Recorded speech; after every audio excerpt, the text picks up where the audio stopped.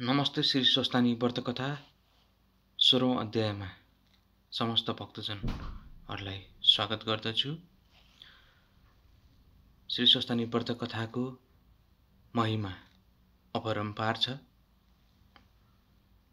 यसलाई र आगामी दिनहरूमा पनि अरू अध्यायहरू पनि श्रवण गर्नको लागि पार्टी टिभीलाई सब्स्क्राइब गरिदिनु होला र आफू पनि सुन्नुहोला। सकभर आफैले वाचन गर्नुहोला। श्री स्वस्थानी परमेश्वरी व्रत कथाको यो पौष शुक्ल पूर्णिमादेखि माघ शुक्ल पूर्णिमाको दिन हरेक दिन एक एक अध्याय आफैले गर्नुहोला। यदि आफू व्यस्त हुनुहुन्छ भने अरूले वाचन गरेको कथा सुन्नुहोला। यदि आफू वाचन पनि गर्न सक्नुहुन्न भने सेयर गरेर अन्य भक्तजनहरूसम्म चाहिँ पुर्याइदिनु होला। पुनः एकपटक पार्टी टिभीलाई सब्स्क्राइब गरी लाइक सेयर गरिदिनु हुन अनुरोध गर्दै म अरुण स्वामी श्री स्वस्थानी व्रत कथा 16औं अध्याय वाचन गर्न गइरहेको छु। श्री स्वस्थानी व्रत कथाको वाचन गर्नुभन्दा अगाडि सुरुमा गरिने स्तुतिको लागि सुन्नको लागि सबै भक्तजनहरूले हातमा चन्दन अक्षता फूल लिएर नहुने भर्चुअल माध्यमबाट सुनिरहनु भएको हेरिरहनु भएका सम्पूर्ण भक्तजनहरूले हात जोडेर एकचित्त भएर हात जोड्नुहोस्। यम ब्रह्मा वरुणेन्द्र रुद्रमूर्ति स्तुवन्ति दिव्य स्तुभिर्वेद साङ्गपत्कर्म पनि सदा गायन्तीं सामगाध्यानवस्थित गतेन मनसा पश्यन्तीं योगिनी शान्तनविदु सुरासुरगण देवाय तस्मै नमः। श्रीमच्चन्दन चर्चित जवलपु शुक्लम्बरा मालिका मालालङ्कृत कुण्डला पर्वुल सन्मुक्तावली शोभिता सर्वज्ञानिदा पुस्तक धारा रुद्राक्षे मालाकरा भाग्यदेवी वन्दाम्बुजे वस्तुमे त्रैलोक्य माता चिरमुङ्ग करोति वाचालं पङ्गुलं यत गिरिं यथा कृपा तम हम वन्दे परमानन्द माधवम्। नमो भगवते तस्मै व्यासामिते जैसे यस्य प्रसाद वक्ष्यामि नारायण कथामिमं नारायणाय नमस्कृतं नरचैव नरोत्तमं देवी सरस्वती व्यास तत जय मुदिरयत। सबैले पुष्पाञ्जली पुस्तकमा चढाउने, पुस्तक नहुनेले आफ्नो भक्तिभावले श्री स्वस्थानी परमेश्वरी मातालाई सम्झेर अब कथा श्रवण गर्नलाई एकचित्त भएर कथा श्रवण गर्नुहोला। यो श्री स्वस्थानी व्रत कथा 16औं अध्यायमा महादेव मृग रूप धरेर श्लेषमान्तक वनमा मृगस्थलीमा आएर विहार गरिरहेको कथा छ। यसलाई म वाचन गर्न गइरहेको छु। कुमारजी आज्ञा गर्नुहुन्छ हे अगस्त्य मुनि, ध्यानपूर्वक सुन। फेरि कुनै दिन शिवजीलाई वन विहार गर्ने इच्छा भएर कसैलाई पनि थाहा नदिई श्लेषमान्तक वनमा मृग स्वरूप भई अनेक मृगीहरूका साथ परमानन्दले रहन लाग्नुभयो। यता पार्वतीले महादेवलाई नदेखी अनेक स्थानमा खोजिन्, तर कहीँ भेटाउन नसकी महादेवले अघि पनि मलाई यसै गरी दुःख दिनुभयो, अब फेरि कहाँ जानुभयो होला भनी ध्यान दृष्टिले विचार गर्दा श्लेषमान्तक वनमा मृग रूप धरेर विहार गरिरहेको थाहा पाइन् र आफू पनि बागमती नदीको किनारमा गएर अनेक कष्ट खपी तपस्या गर्न लागिन्। कैलाशमा शिव पार्वती दुवैलाई नदेखी ब्रह्मादि देवताले स्थान स्थानमा खोजी गरे, तर कहीँ पनि पत्ता पाउन सकेनन् र हार मानी आफ्ना आश्रममा जान लाग्दा बागमती नदीको किनारमा पार्वतीलाई तपस्या गरिरहेकी देखेर सबै देवताहरूले प्रणाम गरी सोधे, हे जगत माता, कैलाश हजुर र महादेव नरहँदा संसारै शून्य जस्तो भयो र हामीहरू असहाय अनाथ जस्ता भयौँ। अब हामी माथि दया गरेर महादेव कहाँ हुनुहुन्छ आज्ञा होस्। फेरि हजुर पनि यस्तो स्थानमा आएर एक्लै किन बस्नु भएको हो? यी सबै कुरा हामीलाई आज्ञा होस्। यति देवताहरूको प्रार्थना सुनि पार्वती भन्नुहुन्छ, हे देवता हो, महादेव यतै आउनु भएको हुनाले म उनकै आराधना गरेर यहाँ बसेकी हुँ।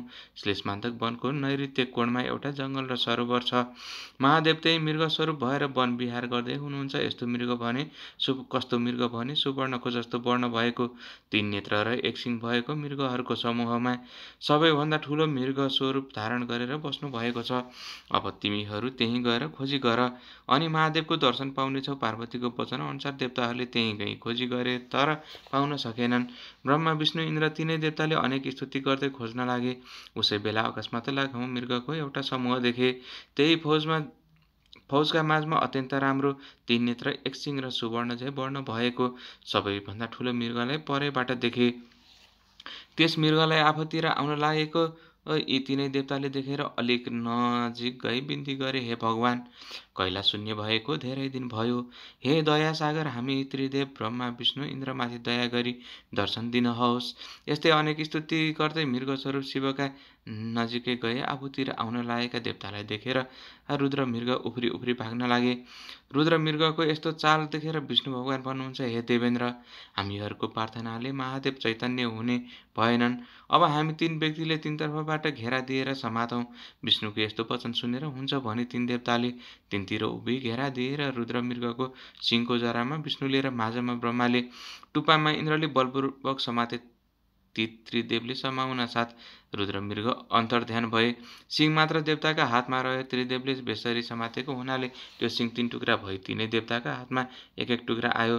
त्यस्तो भएको देखेर यो हामीले ठुलो अपराध गर्यौँ, साह्रै अनर्थ भयो, अब के गर्ने भन्दै तीनै देवताले हे शम्भो, हाम्रो यो अपराध क्षमा गरिबक्सोस् भनी स्तुति गर्न लागे। ब्रह्मा विष्णु र इन्द्रले त्यसरी स्तुति गरेको देखेर दयाका सागर महादेव प्रसन्न भई ज्योति स्वरूपको दर्शन दिनुभयो। अनि देवताहरू खुसी भई दण्डवत प्रणाम गर्दा भए। अनि महादेव आज्ञा गर्नुहुन्छ, हे देवता हो, तिमीहरूको स्तुतिले म प्रसन्न भए, वर माग। महादेवको त्यस्तो आज्ञा सुनेर ब्रह्मा विष्णु र इन्द्र बिन्ती गर्दछन्, हे प्रभु, हजुरको ध्यान कहिले पनि नबिर्सौँ, सदा हाम्रो हृदयमा रहिरहोस्। अरू हामीलाई केही पनि वर चाहिन्न, केवल हजुरका चरणको भक्ति चाहन्छौँ। देवताहरूको त्यस्तो वचन सुनेर महादेवले तथास्तु भन्नुभयो। फेरि तिनै देवताले भने, हे ईश्वर, यो हजुरको सिंह तीन टुक्रा पारेको हामीहरूको अपराध क्षमा गरी यी सिंहका तीन टुक्रा के गर्ने हो आज्ञा होस्। अनि शिवजीले आज्ञा गर्नुभयो, हे देवता हो, मेरो सिंह तीन टुक्रा पारेको तिमीहरूलाई कुनै अपराध लाग्दैन र शङ्का मान्नु पर्दैन। बरु इन्द्रका हातको इन्द्रलोकमा, ब्रह्माका हातको मर्त्यमण्डल, नेपालको गोकर्ण भन्ने स्थानमा र विष्णुका हातको पातालमा लगेर स्थापना गर्नु। यतै शिवजीको आज्ञा सुनि ब्रह्मा विष्णु र इन्द्र तीनै देवताले दण्डवत प्रणाम गरी विदा भएर उपरोक्त तीनै स्थानमा लगी सिंह स्थापना गरेर आफ्ना आश्रममा गए। अनि महादेव सरासर गएर तपस्या गरिरहेकी पार्वतीलाई काखमा लिए त्यहाँबाट अन्तर्ध्यान भएर कैलाश पर्वतमा पुगी नन्दी भिरङ्गी चतुखष्टी योगिनी भूतप्रेत पिशाच प्रथमगणसहित भई परम आनन्द साथ रहनुभयो। हे मुने, त्यसपछि नैऋत्य कोणको लङ्कापुरीबाट 10 शिर रावण नित्य गोकर्णमा आएर श्री महादेवका चरणमा दण्डवत गरी नाचगान गरी तपस्या गरेर जान्थ्यो। त्यही क्रमले निकै दिन बितेपछि एक दिन शिवजीले विषभाङ धतुरो खाई अचेत भइरहेको बेलामा रावण आएर दण्डवत गरी नाचगान र मृदङ्ग बजाई स्तुति गर्न लाग्यो र दिगम्बर शिव प्रसन्न हुनुभयो।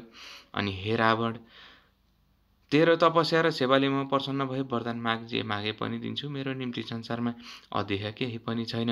महादेवको यस्तो वचन सुनि रावण भन्दछन्, हे ईश्वर, हजुरको कृपाले मसँग सबै वस्तु छ, मलाई केही पनि चाहिन्न। रावणको त्यस्तो कुरा सुनि महादेवले फेरि आज्ञा भयो, हे रावण, केही एक थोक नमागी सुख पाउनु लौ माग। शिवको त्यस्तो इच्छा बुझी रावणको मनमा विचार गर्यो, अब मैले माग्ने कुरा के छ र?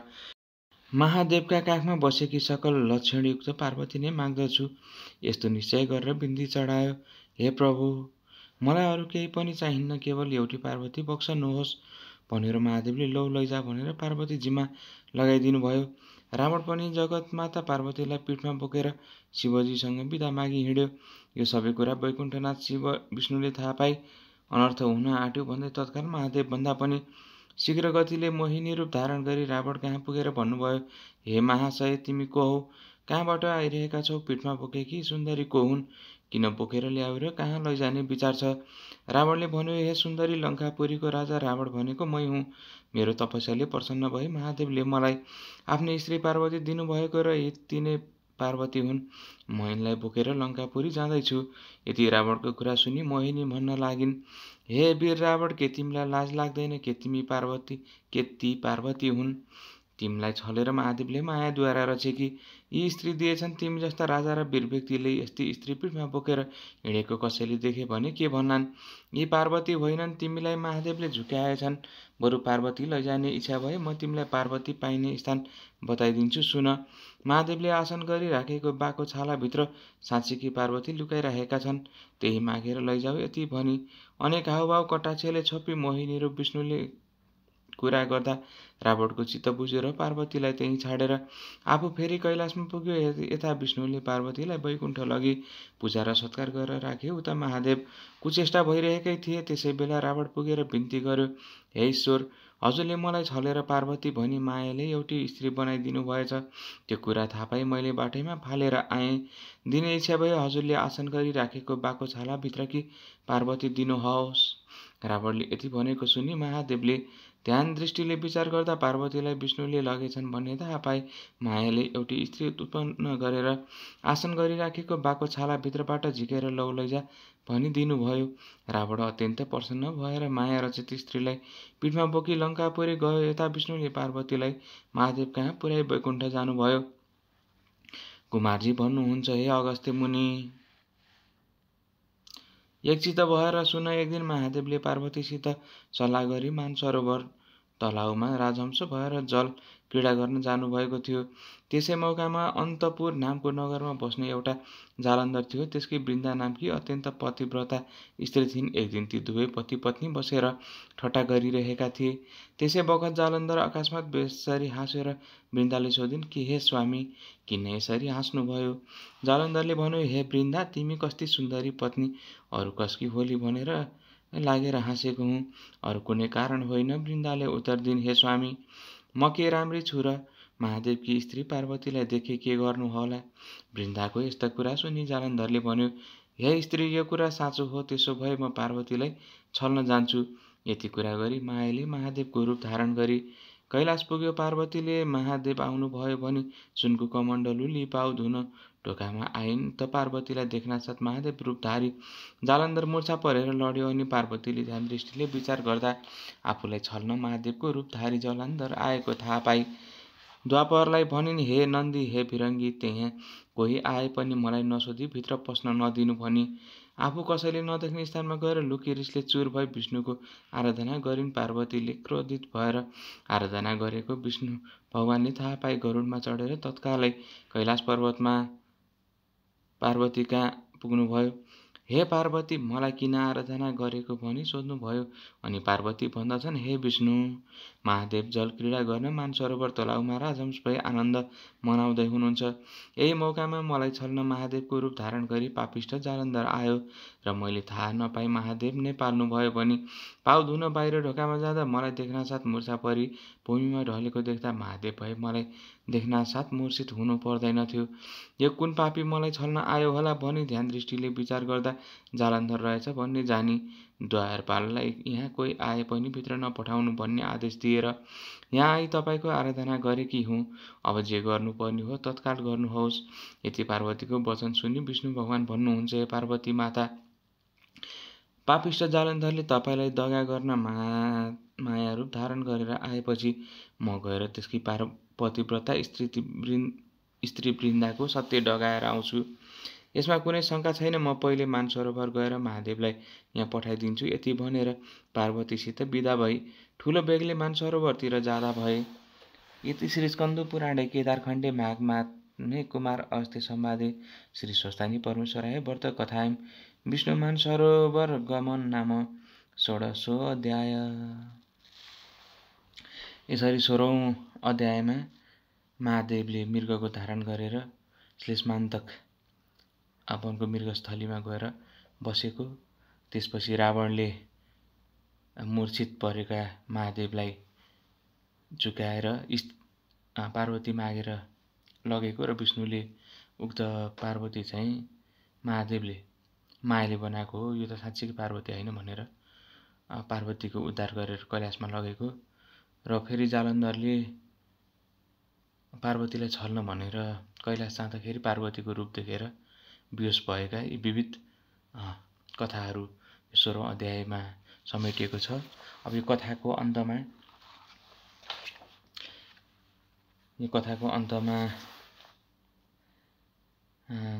गरिने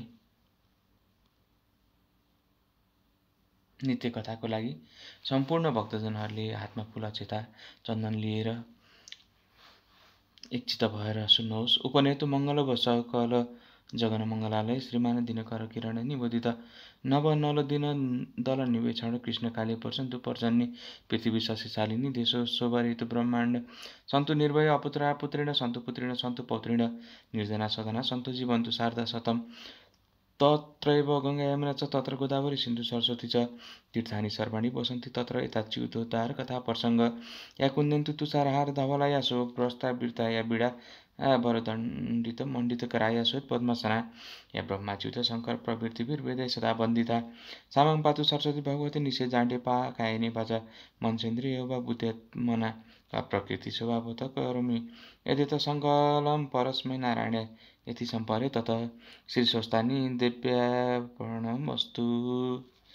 सबै भक्तजनहरूले पुष्पाञ्जली चढाई आफ्नो मनको इच्छित वर माग्नु। श्री स्वस्तानी परमेश्वरी माताको जय।